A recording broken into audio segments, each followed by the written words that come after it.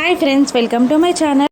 భూమి మహారాణిలాగా నడుచుకుంటూ వస్తూ ఉండగా వెనకాల గగన్ రక్షకుడిలాగా భూమికి రక్షణిస్తూ నడుస్తూ వస్తూ ఉండగా అపూర్వ, నక్షత్ర గోరెంటాకు ఉరిమి షాక్ అవుతూ చూస్తూ ఉంటారు. ఇక భూమి గగన్ ఇద్దరు వెళ్ళి అపూర్వ ముందు నిలబడగానే అపూర్వ షాకింగ్ ఎక్స్ప్రెషన్ చూసిన గగన్ ఇలా అంటుంటాడు, ఏంటి చావాల్సిన వాళ్ళు నిన్ను చంపడానికి వస్తున్నట్టు ఎందుకంతలా షాక్ అవుతున్నావు అని గగన్ అపూర్వని అంటూ ఉండగా కోపంగా చూస్తుంది అపూర్వ.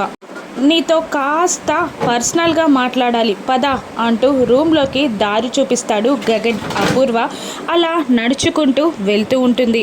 రూమ్లోకి వెళ్ళగానే అపూర్వ కోపంగా గగన్ని ఇలా అంటూ ఉంటుంది, ఏంటి దాన్ని సేవ్ చేశానని చాలా హీరోలాగా ఫీల్ అయిపోతున్నావు? ఈరోజు దాన్ని సేవ్ చేయగలిగావు, రేపు చేయగలవా?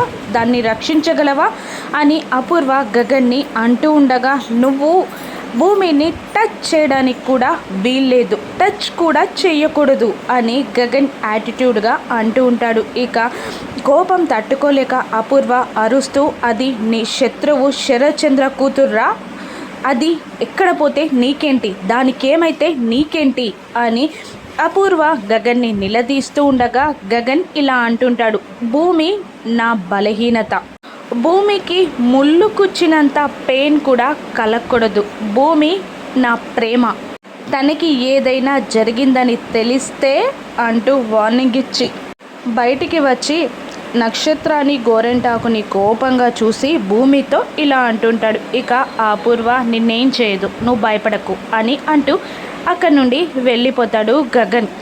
అపూర్వ కోపంగా చూస్తూ ఉండగా అసహ్యంగా చూస్తూ ఉంటుంది భూమి. ఆ మీడియా న్యూస్ గగన్ ఎలా క్లియర్ చేస్తాడో రాను నెక్స్ట్లో చూద్దాం. Thank you for watching.